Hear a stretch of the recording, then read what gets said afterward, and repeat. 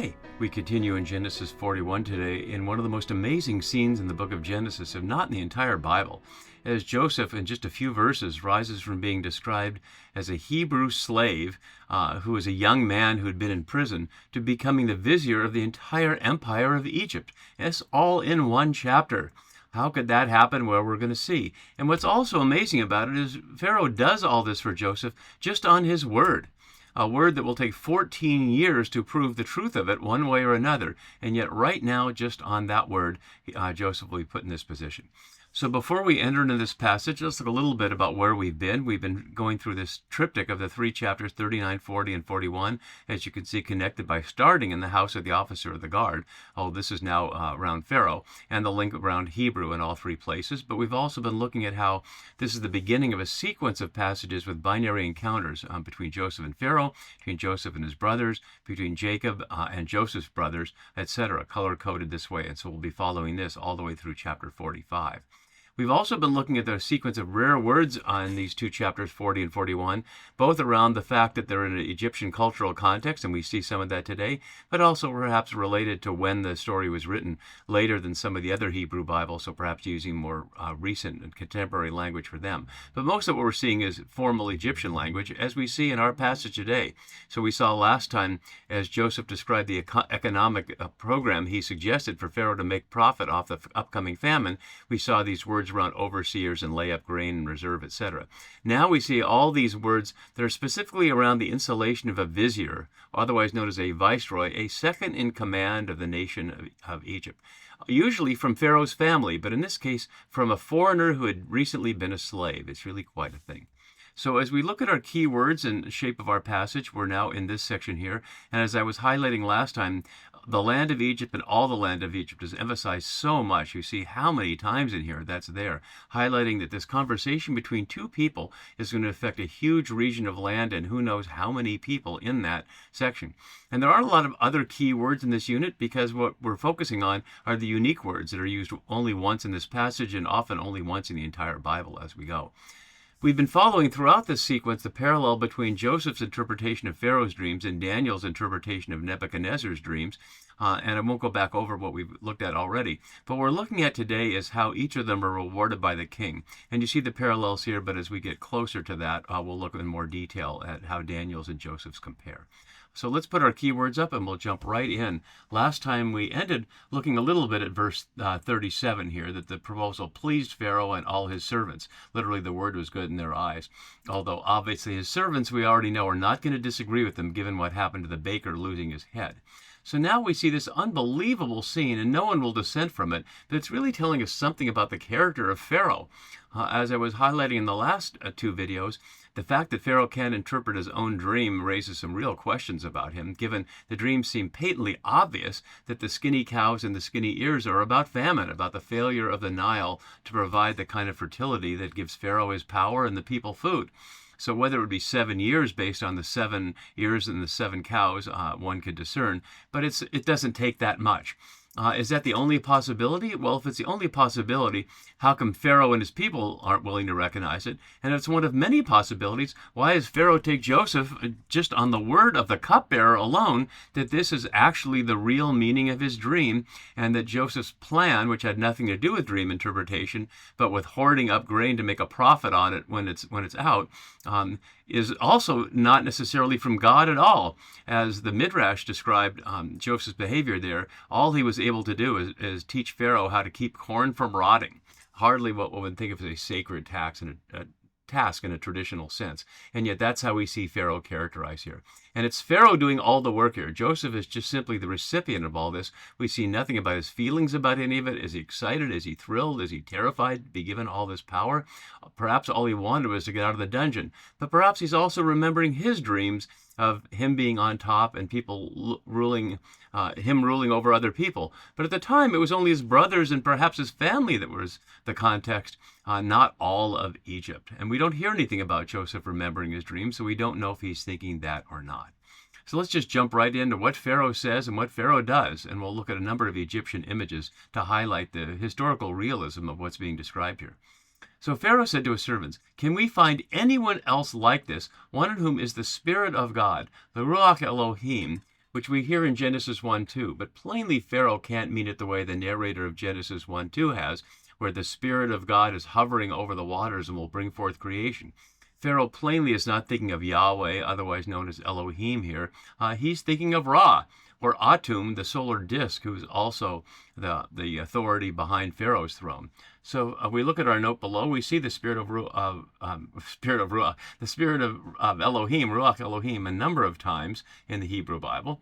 And as Westerman notes below, it is not that Joseph is, quote, inspired, as some commentaries say. It is a question of an outstanding ability in the area of political economy and statesmanship. Although that could certainly be an inspiration, couldn't it be? To the extent that David is supposed to be doing Yahweh's will, isn't his being able to lead the Israelites in battle against the Philistines understood as inspired, at least by some? So we question Westerman on that. But Westerman also goes on to praise Pharaoh's recognition that, quote-unquote, God is at work here, despite the differences in their religions. And I would take serious issue with that. Is it possible that Pharaoh could be acknowledging that the God of an oppressed people and the God of someone whose brothers sold him into slavery by throwing him in a pit is the one that Pharaoh should listen to?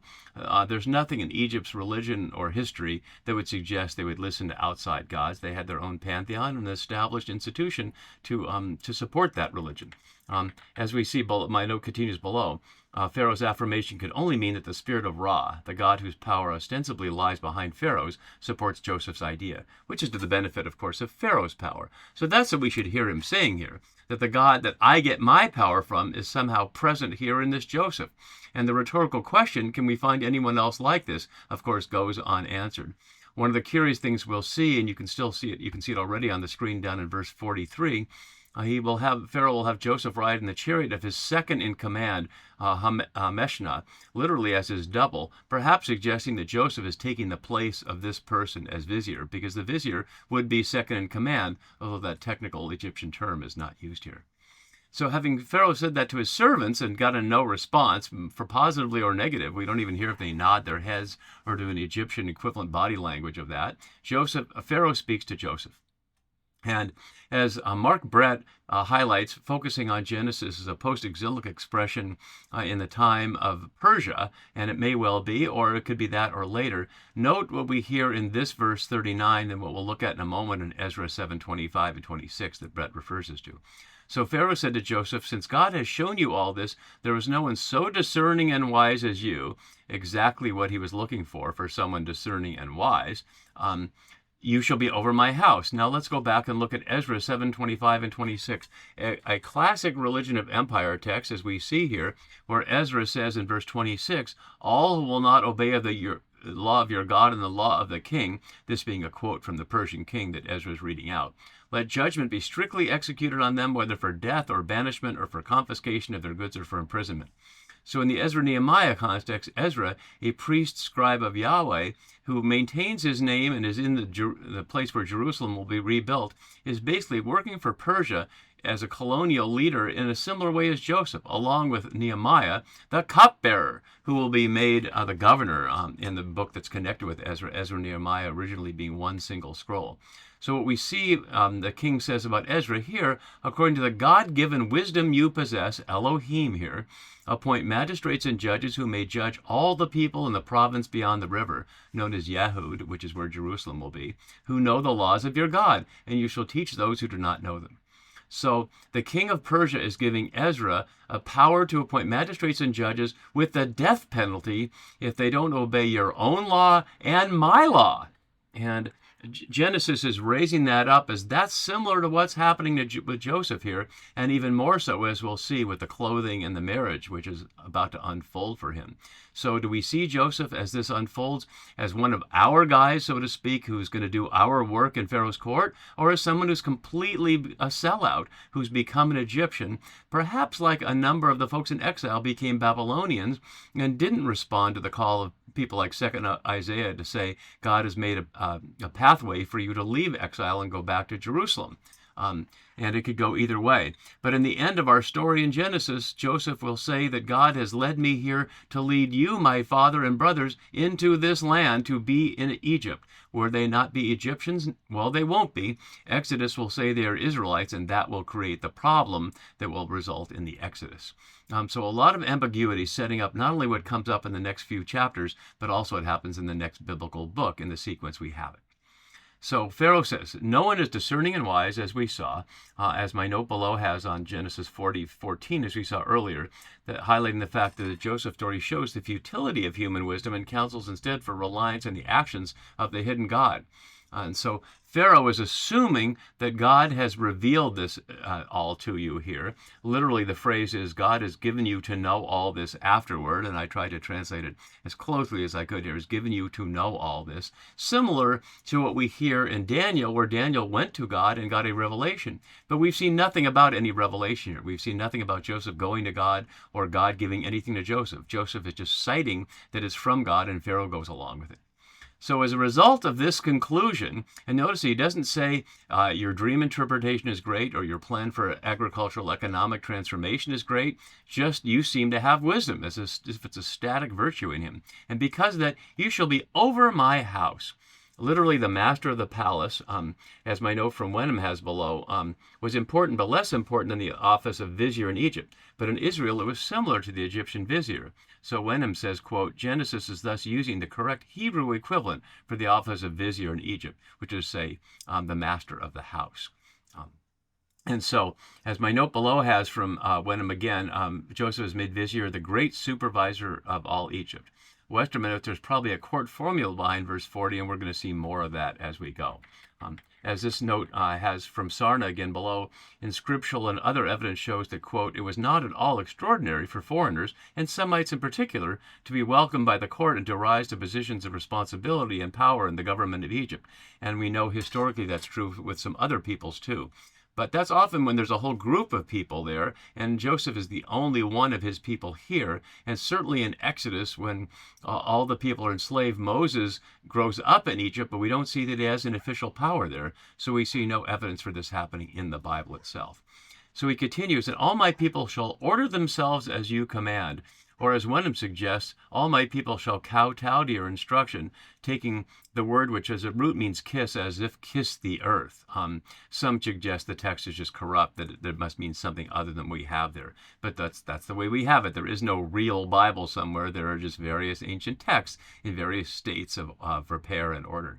So only with regard to the throne will I be greater than you. And hakise, only here in Genesis, of course, way more, 135 times in the Hebrew scripture for the throne in the monarchy story. What does that mean? What is it that Pharaoh's reserving for himself? Is that the power of life and death that he just exercised on the cupbearer and the baker? Perhaps, but it's not specified here.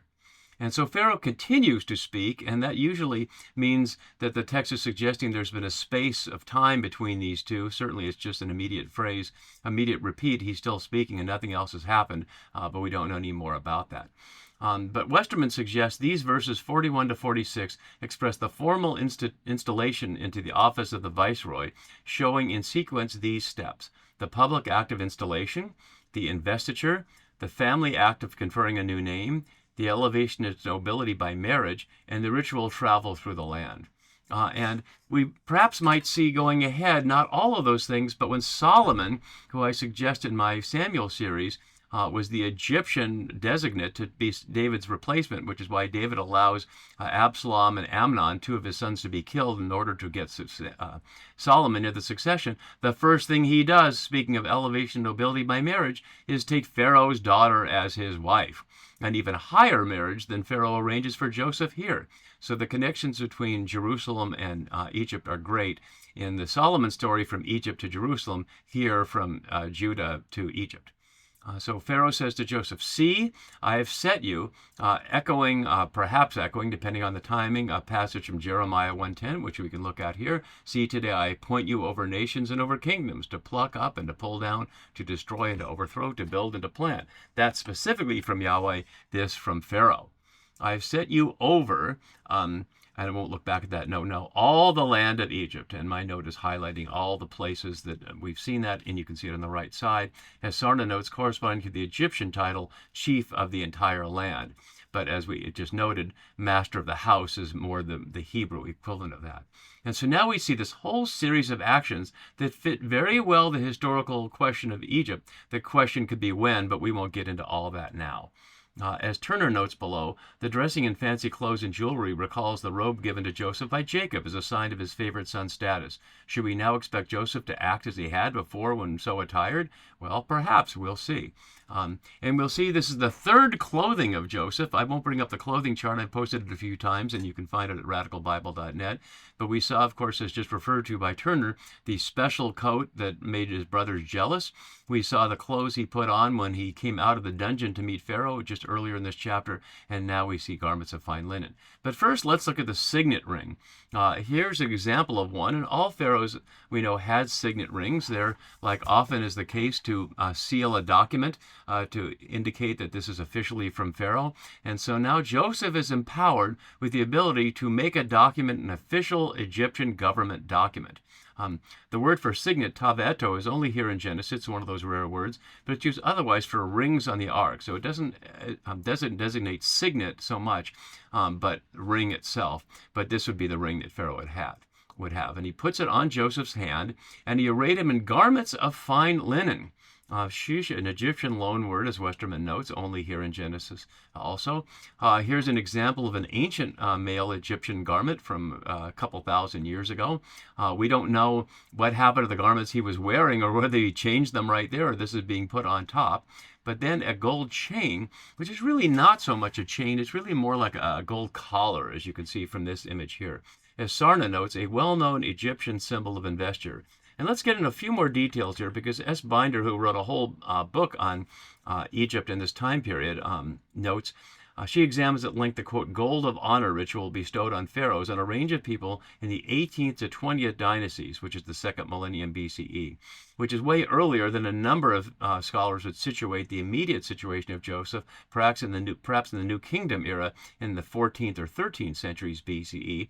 But if our story was written in exile or after exile, we're talking about 1,000 years later. And one of the questions scholars get is, can a text that perhaps was written in the 6th or 5th century BCE be recalling rituals that took place a millennium earlier? And scholars continue to argue about that. But Binder notes the evidence for what we see here fitting this ancient description. So she says, given that gold of honor after a personal contact with the king, she notes, quote, rewarding combined with investiture is historically speaking possible but rare. She continues, quote, the chain collar, as you can see, clothing and appointment are special and prestigious royal gifts attested in traditional rewardings. No examples of the handing over of a seal features in the context of rewarding, but the frequency of the title, in the Egyptian hieroglyphic rendering there, seal bearer of the king, which suggests that the ring seal for Joseph is to be seen as an insignium of the new office. And my own note continues, only here in Genesis is gold an expression of power. We've seen it as an expression of wealth earlier. And he put it around his neck here, also above here, and recalling the relationship between Jacob's and Esau's necks when he went to hug him and kissed him around the neck. It's ambiguous here, both as a sign of honor and of royal slavery, that is, as a yoke around the neck, while also Joseph as Pharaoh is matching Jacob and Esau. Then he had him ride in the chariot of his second in command. And here's an example of a royal chariot, and you see the gold on that. The word for second in command, as I was noting earlier, Mishnah, is otherwise in this chapter simply as doubled, which it otherwise means. And so is this his double, his doppelganger? But that's who he is now. So we didn't hear about this person around the dream interpretation. He didn't speak up around the question of what to do about the upcoming famine. But this person is not mentioned, and now Joseph's in his chariot. And people cried out in front, what's literally to his face, bow the knee, or as Westerman notes, avrek, which literally means father of the king, which would be an unusual phrase here, and that's why it's translated bow the knee. And thus set him over all the land of Egypt. And I know I tend to speak quickly and go through these to get as much in these videos as I can in a short period of time, but let's just pause for a moment on that. A young son, a former slave who was in the dungeon for at least 2 years, if not longer, is now set over the entire land of Egypt. Moreover, Pharaoh said, the third time the narrator is interrupting to give us a piece of the speech, perhaps highlighting this is taking place through a series of ritual speeches. I am Pharaoh, and without your consent, no one shall lift up hand or foot in all the land of Egypt. Not lift up hand or foot, which is say not move, not do anything. An incredible amount of power he's given. And then the rituals we are noting continue, and we'll just go down a couple of verses so we can see the whole rest of our scene here. As Turner notes, Joseph is drawn increasingly into Egyptian society. The ethnic purity of the ancestral family is beginning to unravel. Pharaoh gave Joseph the name Zaphenath-Paneah, not elsewhere explained by Westermann as God speaks and God lives, or by Sarna as the God has spoken and he, the bearer of the name, shall live. Either way, this is Hebrew here, but perhaps that we're understood that as translating the hieroglyphics from Egypt, which would not be able to be reproduced on a scroll written in Hebrew, and gave him Asenath, the daughter of Potiphar. Let's look at a couple of things of that. The memory of Joseph being married to an Egyptian priest daughter, Asenath, plays itself out in a much later, perhaps Christian text known as Joseph and Asenath, which you can see here, as Will Gaffney notes, the African matriarch of Israel. And in the novella, Asenath will only, Joseph will only allow Asenath to be married to him when she converts to be under the God of Israel, of Yahweh. But Joseph, on the other hand, is now going to be the exact opposite. So that's a later revision, perhaps from a Christian perspective, but people certainly remember the marriage of Joseph and Asenath. And there's an ambiguity here that we can't resolve either. The daughter of Potiphar, and as you can see down below, Potiphar is very close to Potiphar. Is it the same person? Is Potiphar Mrs. Potiphar? Is that what's being referred to here? We'd seen that Potiphar was a eunuch, so it didn't seem like he had any children or could have children. And so we don't know if this is the same person, perhaps an adopted child, perhaps his wife had a child, and we don't know about it, but that's curious parallel there. Described as the priest of On. As Westermann notes, a center of sun worship, and its high priest, one of the most prominent of the priests, but in Hebrew, Beth Shemesh, which we see in Joshua, but also known on as Heliopolis, an Egyptian form, Hebraized form of an Egyptian word, which means a column, but also known as Heliopolis, the primary site of the worship of Ra, or Atum, the disk, sun god disk. And as you can see, here is the temple of Atum, and the column, which is very much like the monument taken from Egypt that becomes Washington's monument, the obelisk in Washington, D.C. And so here you see it in what many describe as the open museum of Heliopolis, which is not been archaeologically dug up. It could be walked through to see much of the original city there. Thus, Joseph gained authority over the land of Egypt, or literally went out over, which, as we saw, is one of the functions of the installation of the Vizier, that he would go out and explore the land. So finally, the narrator intervenes here. Oh, this is the narrator here, of course, too, to say, interestingly, Joseph was 30 years old when he entered the service of Pharaoh, king of Egypt. So now we know it's been 13 years since he first had his dreams.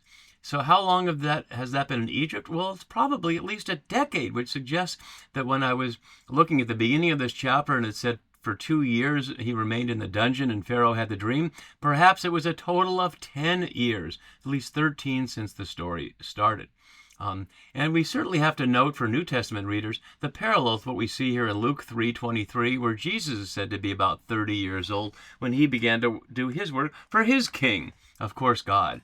And so for New Testament readers, there's quite a contrast here. Joseph, 30 years old when he began to enter the service of Pharaoh, and Jesus, 30 years old when he began to publicly be in the service of the Creator God.